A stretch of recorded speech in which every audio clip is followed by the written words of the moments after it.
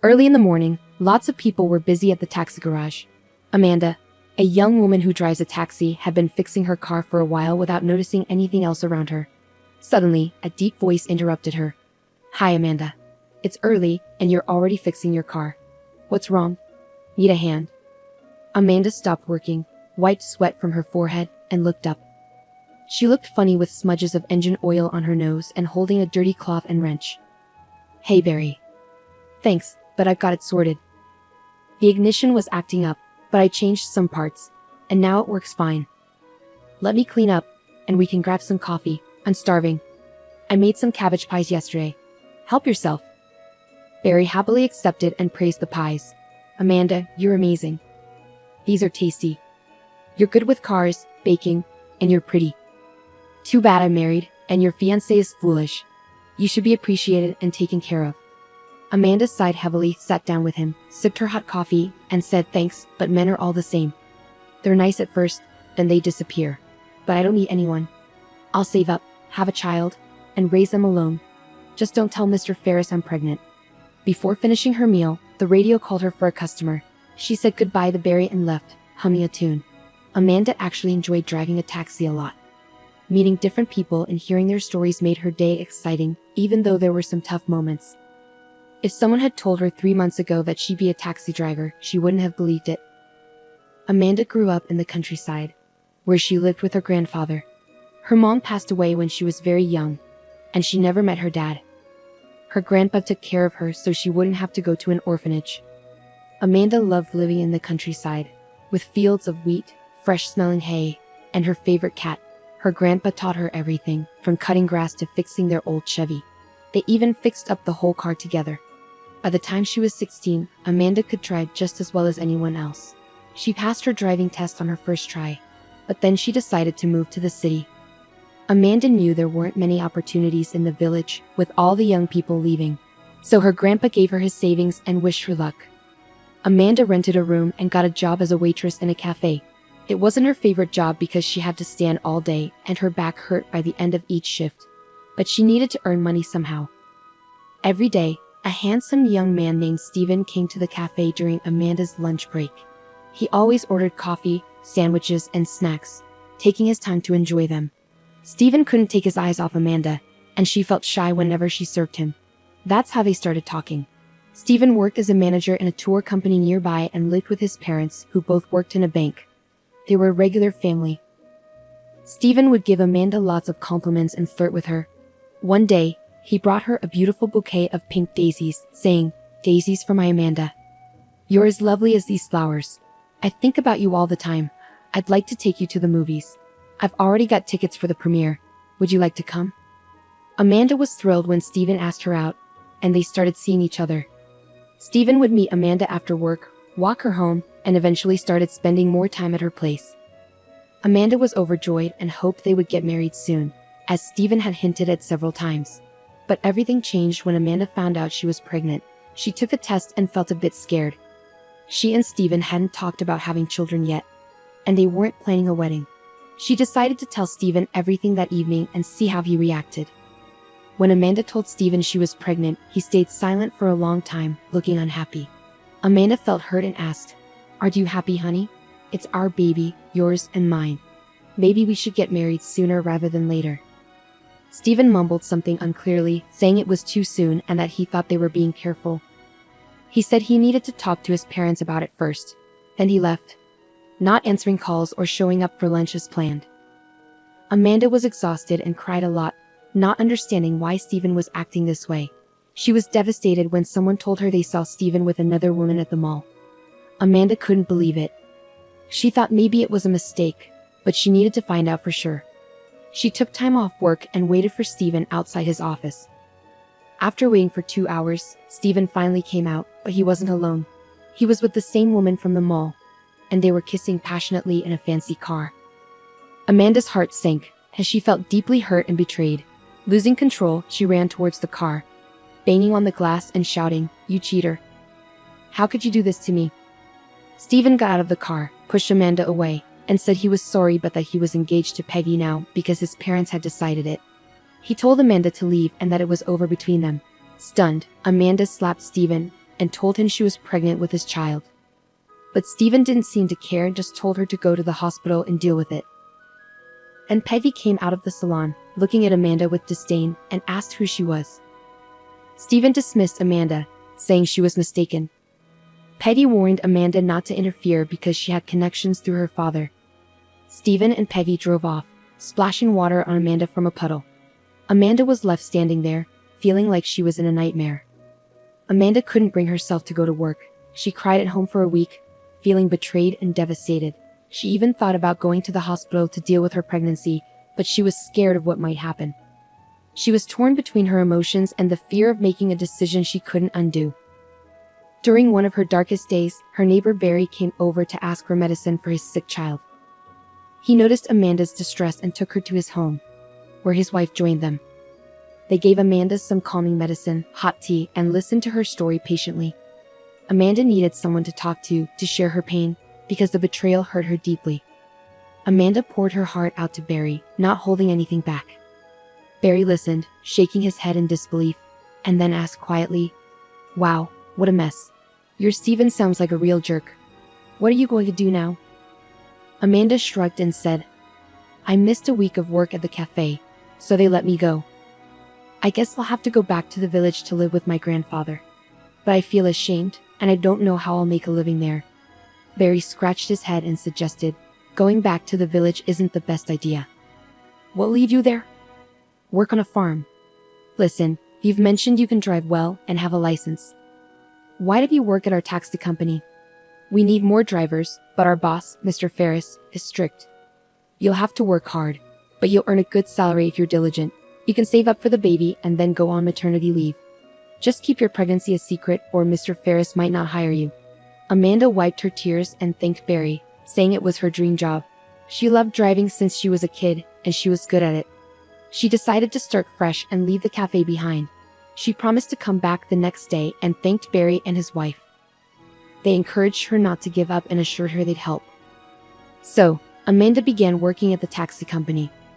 At first, Mr. Ferris doubted her abilities, wondering if she could handle heavy luggage or fix car issues on the road. But Amanda proved herself, driving confidently and handling any problems that arose. Impressed, Mr. Ferris hired her. Amanda felt better and threw herself into her work. She didn't have time to dwell on her pain anymore. She enjoyed interacting with clients and driving around the city. Amanda felt happy again, even though her belly wasn't showing yet, and she wore loose clothes to hide her pregnancy. So Amanda kept working hard until her maternity leave. Thankfully, she didn't suffer much from morning sickness and only had occasional backaches from sitting for long hours. It was still better than carrying trays at the cafe. The only problem was the nosy and greedy owner of the taxi company. After every shift, he demanded detailed reports and even installed cameras to monitor the driver's interactions with customers and handling of money. Despite this, Amanda found the team to be excellent, especially since there was no gossip or drama like at the cafe. She remained good friends with Barry and enjoyed their tea breaks, where they talked about life. Today, Amanda had a big order to drive a client far out of the city, promising good pay for the long distance. She was in a great mood, already planning for her baby's arrival and trying not to dwell on Stephen's betrayal. However, upon arriving at the client's mansion, she found him extremely drunk and indecisive about taking the cab. Eventually, the homeowner canceled the ride, leaving Amanda feeling frustrated as she wasted time and fuel without earning anything. She knew Mr. Ferris would be unhappy, but it wasn't her fault. To top it off, heavy rain started pouring, further dampening Amanda's mood.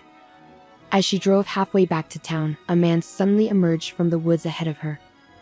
He staggered from side to side, covered in mud and dried blood. Amanda couldn't just drive past him, so she slowed down to see if he needed help. She decided that if he was drunk, she wouldn't give him a ride, but she wanted to make sure he was okay. Amanda put on her hooded jacket and got out of the car. She ran up to the man to check on him. "Hey, are you okay? Can I help you? Where are you going? If you need to go to the city, I can give you a ride." The man looked at her with tired eyes and whispered weakly, "Help me." Then he passed out and fell by the roadside. Amanda tried to wake him up, urging him to get up so she could help him into the car. After struggling, she managed to get him into the car and drove him to the hospital. Along the way, she tried to learn more about him, but he only said his name was Mitchell and was in pain. Amanda made sure he was taken care of by the hospital staff before saying goodbye and wishing him well. When Amanda returned to the taxi park, she realized she was late and worried Mr. Ferris would be angry. She had forgotten about the camera in the car, but Mr. Ferris saw everything from his office and was furious. He scolded Amanda for refusing a client, wasting gasoline, and helping the homeless man, saying she cost him a lot of money. Amanda defended herself, saying the client was sick and the man needed help. But Mr. Ferris didn't listen and threatened to deduct the cost of the gasoline from her salary and take away her bonus as punishment. Now get back to work. You're completely out of control, doing whatever you want. And don't forget to clean the car. It's covered in dirt. How will decent people get in it? Amanda angrily washed the car, thinking to herself, well, this is how you get rewarded for doing good deeds. You're left with nothing. Mr. Ferris is a scoundrel. Nothing is sacred. Exhausted and sad, she finished her shift, went home, and fell asleep immediately after taking a shower. She had no energy left. The next morning, Amanda was woken up by a knock on her door. She was surprised to find 3 well-dressed men, 2 of them bodyguards, standing outside. An unpleasant older man, clearly the big boss, entered without invitation and greeted her, "Good morning. Your name is Amanda, isn't it? You saved my son yesterday, picked him up on the road, and sent him to the hospital. I'm truly grateful to you. Thank you for not letting a man die." Saying this, he placed a puffy envelope on the table. Amanda waved her hands in amazement, saying, "No need, I just felt sorry for him. The poor guy was badly beaten, barely able to walk, and was in rags. How did he end up in that wooded area?" The businessman seemed taken aback by the question but still answered, "You understand? It's an unpleasant story. My son was kidnapped by bandits and held captive in a cabin in the woods.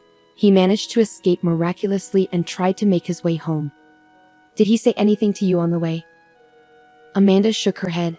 "No, he didn't. He was in a lot of pain and only introduced himself as Mitchell. That's all." The man grinned and said, "Well, that's probably the best news today. All right, we got to go. Take the money. Have a good day. Goodbye." The trio left, and Amanda ran to the window and gasped. There was a whole motorcade of jeeps outside. She counted 4 of them. The girl counted the money. There was a huge sum by her standards.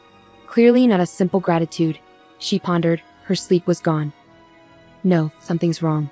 First of all, this glossy big shot doesn't look like his father. Not a drop of worry, regret for the fate of his son. His eyes are cold and calculating. Close people don't act like that. Secondly, why did he ask so much if his son had spoken up? So there's something to hide. Thirdly, how did this man learn everything about me so quickly? And most importantly, why did he come to me? And perhaps this money is not gratitude at all but payment for my silence. No. I must go to the hospital again and check on Mitchell. I should find out from him what happened to him. Luckily, today's my day off.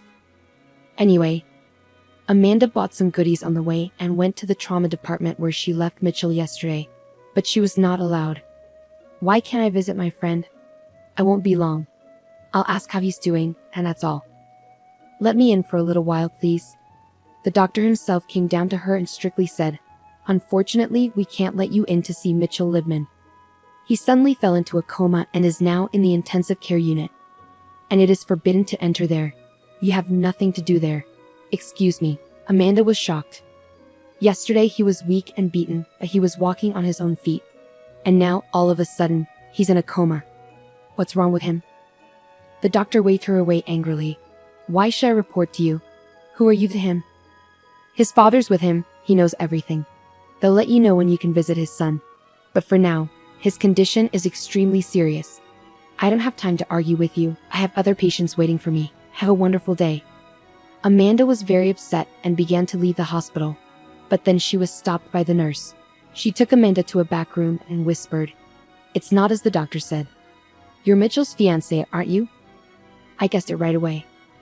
Well, there's something wrong here. He's not in a coma. He's just being given some powerful medication, and it's unclear why.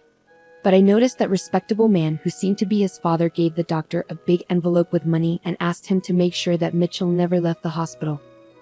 Not at all. I treated his wounds yesterday. It was nothing serious. I think the doctor sold his soul to the devil because he is an avid gambler and he needs money. I know this because I have a cousin who suffers from this addiction. I have seen the doctors several times in the casino when I took my cousin out of there. I told you the truth, but don't give me away, okay? Or they'll fire me or destroy me. Alright, I'm off.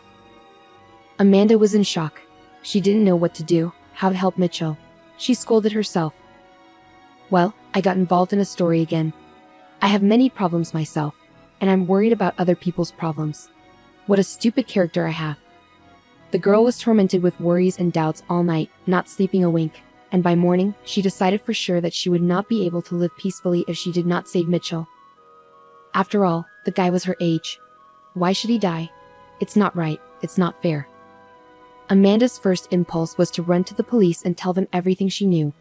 But then she changed her mind. After all, if the rich man had so much money and connections to buy everyone and everything, then in the police, he probably has his own people. And what could she charge him with? It's all just rumors so far, no proof. The worst part was that there was no one to consult. And then Amanda remembered Nurse Deborah, so she decided to talk to her again, setting up a meeting at a cafe. Surprised, Deborah arrived on time. Amanda was the first to start. I'm sorry to bother you again. It's just that I have no one else to turn to. I can't tell anybody about something like this. They won't believe it. So I beg you to help me save Mitchell. I want to get him out of the hospital. I can get a car. I can drive. But how can I get him out? He's in a coma right now. Deborah paused for a moment, then replied, Okay, let's think this through. I have the night shift the day after tomorrow. It'll be Saturday. There will only be a few people on duty in the ward. Plus, Mitchell's doctor has Sunday off. During my shift, I can refrain from giving him the medicine that keeps him in a coma, so he should wake up in about 12 to 16 hours. I'll provide you with a white coat, a cap, and a mask to make sure no one recognizes you. We can also give you a name tag that says you're a doctor. We'll try to handle this ourselves. I'm hesitant to involve anyone else because I don't fully trust anyone. The only thing left is to figure out what to say when they come looking for him, which will likely happen during my shift. I could get fired for this, but you know what? Let them. I can't take it anymore. Amanda let out a heavy sigh and responded, I don't have a plan. I'll take him to my place as he is. Nowhere else. Once he wakes up and tells us who kidnapped him and why, we'll go to the prosecutor's office and let them handle it all. They agreed on that plan. Amanda had been so nervous for the past days that she could barely focus during her work, and on the designated day, she trembled occasionally. She was terrified of what might go wrong. What if it didn't work? What if Mitchell didn't wake up at her house?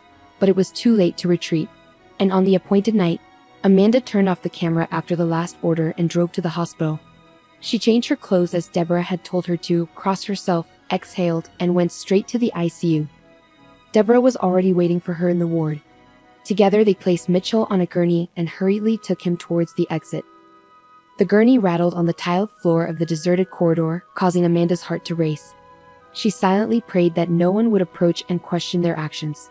Thankfully, they were fortunate. Everything went smoothly. At this late hour, all the patients were already asleep, including the doctor on duty. Once they placed Mitchell in the backseat of the car, Deborah quickly returned to her post, whispering a goodbye to Amanda. Be careful, Amanda. I wish you and your fiancé a speedy recovery. I've packed the necessary medications and written down the instructions for you on a sheet of paper. In a hurry, Amanda drove frantically, her heart racing with fear. She felt like a criminal, constantly checking her surroundings, afraid of being followed. When she reached her house, she called her neighbor Barry urgently and whispered into the receiver. Barry, could you come out for a minute? I need your help. I'm sorry for being so late.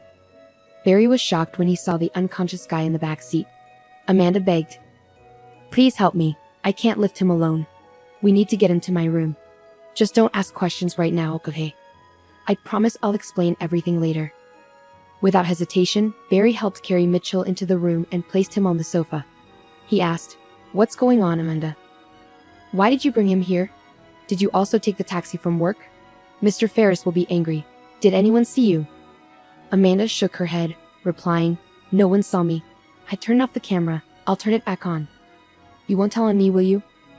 I'm not doing anything wrong. I'm trying to save this man's life. Do you believe me? Barry waved his hand and said, I know you're a good person. I believe you, but please, keep me out of it. I have a family to think about. I won't tell anyone, but I don't want to know too much. I'm going home. I did what I could. Amanda returned the taxi to the company without any issues. The guards treated her well, and she was sure they wouldn't report her. However, she couldn't stop trembling from the evening's events and emotions. She arrived home on the last bus, checked that Mitchell was breathing normally, and collapsed beside him, exhausted. She was really worried and started crying. God, what did I get myself into? Barry was right, this is really dangerous. And if that rich man finds me, what's going to happen to me? And what about Mitchell? I don't have anyone to protect me. My life feels like a detective story, and I'm the main character. It's so scary, but at least I managed to save someone. That's something to be happy about. 13 hours went by, and Mitchell finally woke up. He squinted in the sunlight and looked around, feeling confused. Hey, where am I? Why am I not in the hospital? Oh, I remember you. You're the taxi driver who saved me on the highway. I never got to say thank you. Amanda smiled and said, I'll tell you a story that might make you thank me again, even though it's risky for me to do so. But still.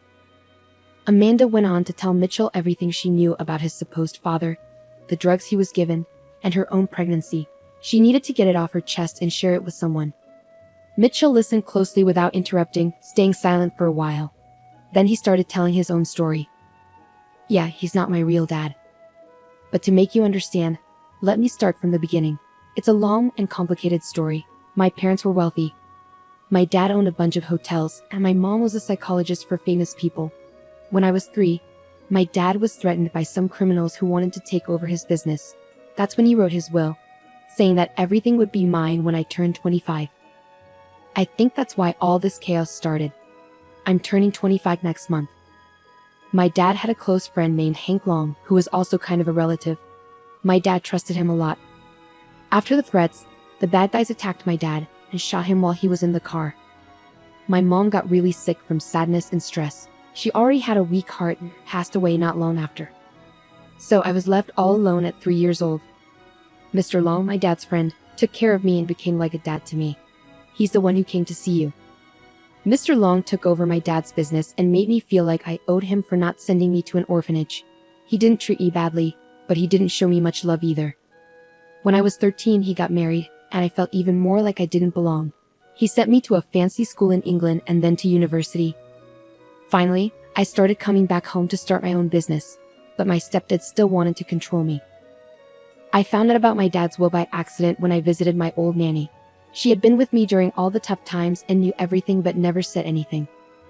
Then I had an argument with my stepdad and started looking for the lawyer who had the will. That's when things started going really wrong. I started getting threatening calls telling me to leave town. At first, I didn't take them too seriously, but a week later, I was kidnapped by some bad guys. They kept me locked up in an old cabin in the woods, hitting me and trying to make me say the will wasn't real. Luckily, I managed to escape. One of the guys left, and when they took me out to go to the bathroom, I saw my chance to fight back. I don't really remember exactly how I got away, but I ran as fast as I could. I hid in a hole covered with leaves and stayed there for a whole day. Eventually, I got out and wandered until I found the road. And that's where you found me. Now unsure who was behind my kidnapping and who benefited from abandoning me, Amanda exclaimed, splashing her hands in frustration. It's obvious, Mitchell. Of course, it's your stepfather. Who else? We need to go straight to the police and sound the alarm.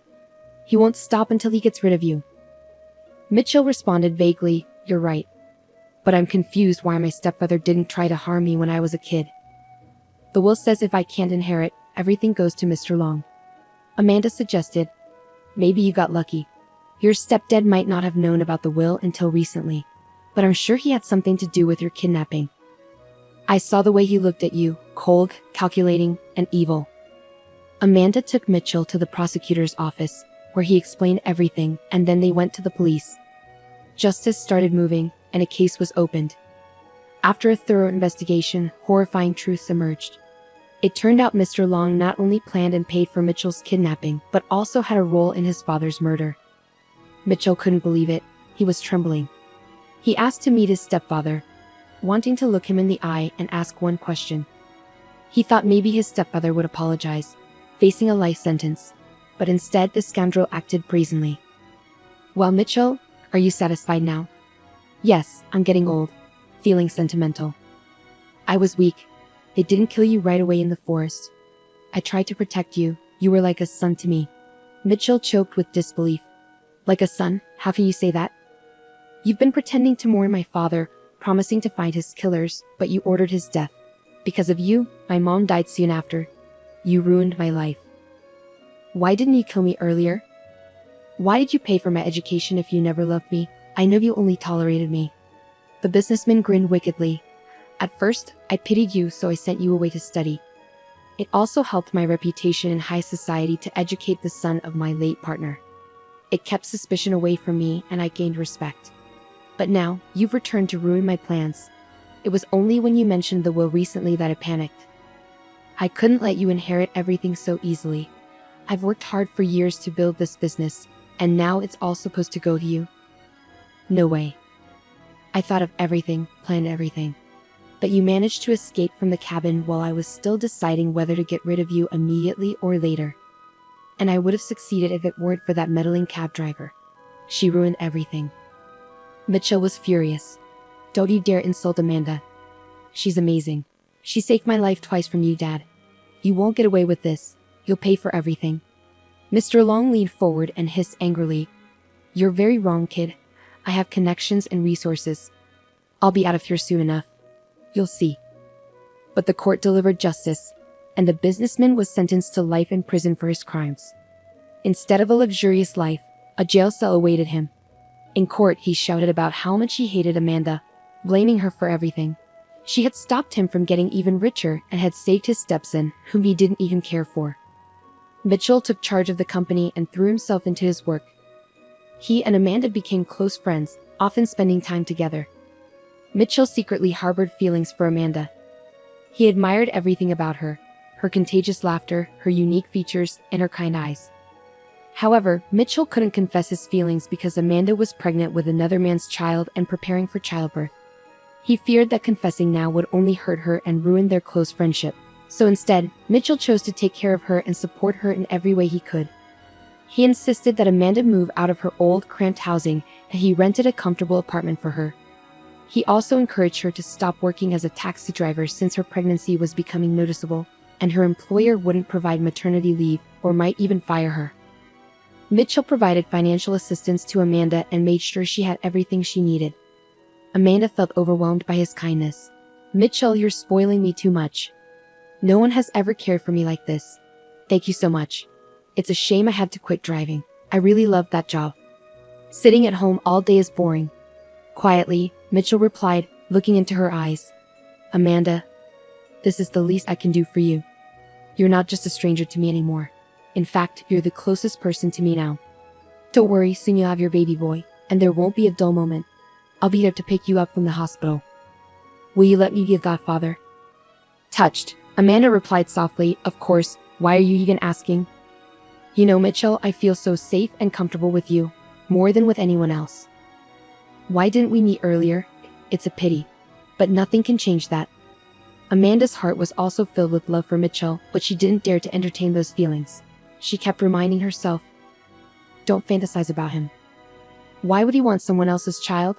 Don't ruin his life. But then, why does he care about me so much? Not every friend would do that. Is it just out of gratitude? I have to convince myself that he's just a friend, nothing more. We can never be anything more. Amanda was tormented by worries and doubts with no one to confide in. One day, while leaving the women's clinic, she bumped into Deborah, the nurse who had helped save Mitchell. Both women were delighted to see each other and decided to have lunch at a cafe and catch up. Pregnancy suits you, Deborah remarked with a laugh. You look radiant. So how did your detective story with the kidnapping end? I've thought about you often, Deborah began, her tone reflective. I almost got fired and received a scolding that seemed to last forever. I had to write a lengthy explanation letter, and they even revoked my bonus, but it was all worth it. You should have seen the doctor's face when he couldn't find his paying patient in the morning. What a commotion it caused. Eventually, an investigation started, and our corrupt doctor was finally removed from his position. He was terrified and tried to dodge the consequences, hoping everyone would keep quiet about his shady actions. But many people were fed up with him. He was sentenced and is now in jail. He deserves it. And guess what? I even got promoted to head nurse. Can you believe it? Amanda smiled warmly and congratulated her, saying, "You deserve it." Then she added, "I've thought about you often too. Sometimes, you just need someone to talk to, knowing they'll understand and listen without judgment." As for her pregnancy, Amanda confided in Deborah about her complicated relationship with her ex-boyfriend. Deborah shook her head in amazement. "You're really something, my friend. I admire you. To be honest, you're incredibly brave. Taking risks for the sake of strangers, even while pregnant. It's admirable. Your Mitchell should be kissing your feet and taking my advice. Don't torture yourself. Don't doubt in vain, just trust your heart and fate. Everything will fall into place, believe me. Giving birth to a baby, loving them, and watching them grow is the greatest joy in life. If Mitchell truly loves you, he will reveal his feelings sooner or later, and having a child won't be an obstacle. I made a mistake in my youth. I had a fight with my fiancé, and I hastily terminated my pregnancy without thinking. I carry that regret on my soul, and now at 37, I have neither children nor a husband. Do you know how many times I've regretted my decision? I could have raised a child and not felt so alone.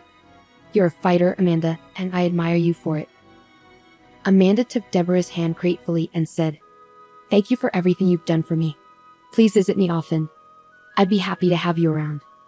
Honestly, I've never had a true friend before, but I trust you. I feel like you're a good person, so let's be friends," Deborah exclaimed with joy. "I'm all for it. I have Sunday off. How about we go for a walk and look for some interesting baby things, like fashionable strollers? We can have a chat." From that day on, Amanda and Deborah became inseparable. They had plenty to talk about and felt a deep connection, almost like sisters. When Amanda went into labor in the middle of the night, she didn't hesitate to call Deborah. "I'm sorry for waking you up, but I think it started. My belly hurts so much, and I feel tightness. I'm scared. What should I do?" Deborah immediately sprang into action, calming her down and organizing transportation for her. She instructed Amanda to get dressed, gather her essentials and documents, and wait for her. "Everything will be okay. Dr. Brewster is a great obstetrician, and I'll be there for you," she assured. Deborah also called Mitchell herself. "Wake up, Romeo. Your Juliet is giving birth. Let's go help." Within 30 minutes, Amanda was taken to the delivery room. Deborah and Mitchell anxiously waited in the corridor.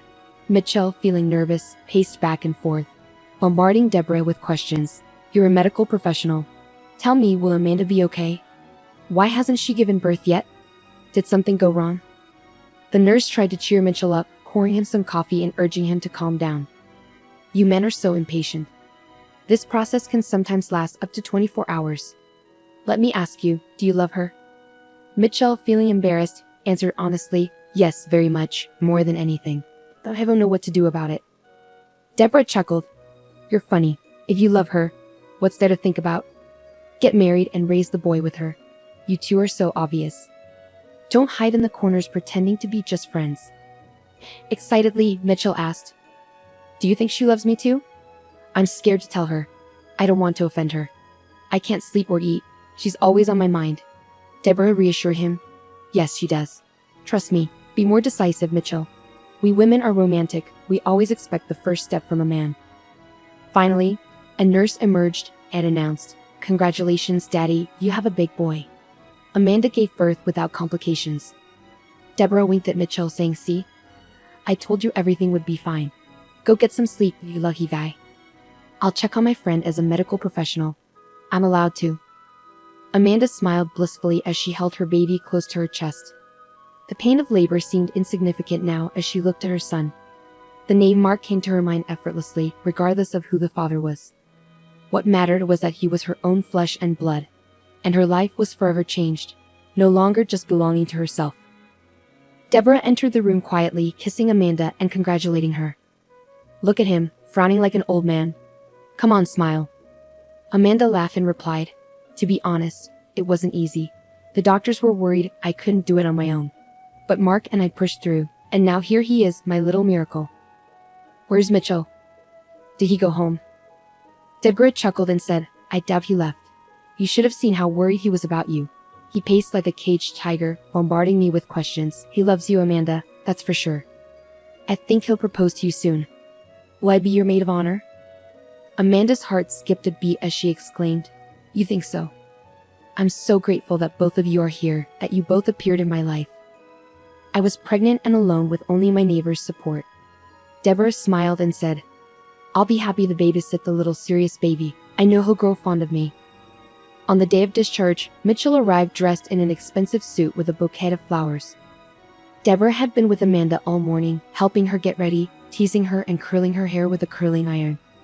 Your Romeo is downstairs waiting impatiently, she teased. Confused, Amanda asked, Deborah, what's all this? It feels like we're getting ready for a party. I'm just being discharged. Why all the fancy outfits? The nurse chuckled and replied, Who knows? One thing I can tell you is that you're in for a surprise. As Amanda stepped outside, Mitchell rushed to her while Deborah took little Mark in her arms. Mitchell took out a beautiful box from his pocket and opened it. Dear Amanda, I congratulate you on the birth of your son. I want to put this ring on your finger as a symbol that we are more than friends now. I love you, darling, and I want you to become my wife. Will you marry me? The nurses applauded, and the sound of a champagne bottle being opened filled the air. Even the elderly janitor paused his work to witness the scene. Overwhelmed with emotions, Amanda sobbed and whispered, I agree, I love you too, and I can't help it. Deborah clapped her hands and shouted cheers as she raised a glass of champagne. She was genuinely happy that two loving hearts were finally united. Amanda moved into Mitchell's mansion, and the couple officially tied the knot. Mitchell adopted Mark, giving him his surname. 3 years passed. Amanda and Mitchell lived harmoniously, and Amanda deeply appreciated her husband's loyalty, devotion, generosity, and care. She never regretted marrying Mitchell. One February, amidst the cold frosts and snowstorms, Mitchell suddenly suggested, Darling, why don't we go to a warm sea resort? What's stopping us? We'll soak up the sun. Amanda squealed with joy. Of course, I'm in. I've never been abroad, but I'd love to. You're the best. Mark clapped his hands in excitement, and the packing began. The couple visited a travel agency to select a suitable tour.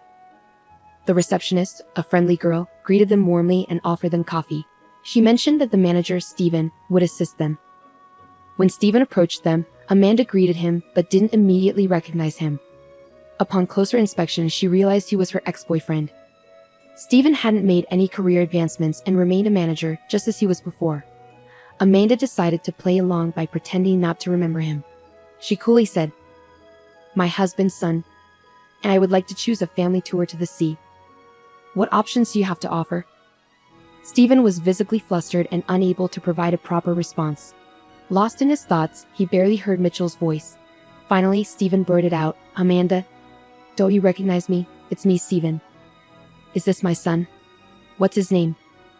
Mitchell answered stiffly, This is my son, Mark Lebman. Any more questions? Amanda calmly replied, Don't get excited, my love. The man has made a mistake. Mitchell took his wife and son, and they left the agency. Stephen was shocked. Losing such clients and such a woman. Peggy had left him a long time ago, and he never made a career. Today, seeing Amanda so radiant and happy, he felt offended and angry with himself. Now his son called another man daddy.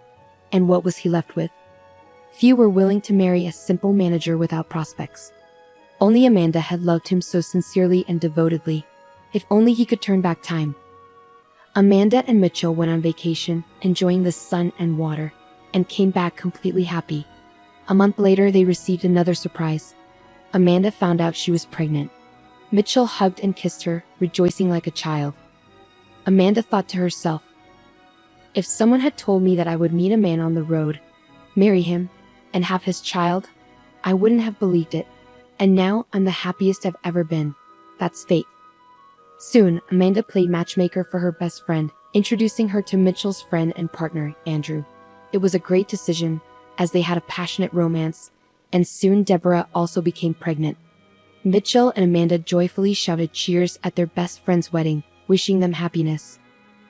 The two couples often gathered for joint vacations, enjoying friendly and fun times together. To be loved is more valuable than being rich, and our heroes managed to achieve it.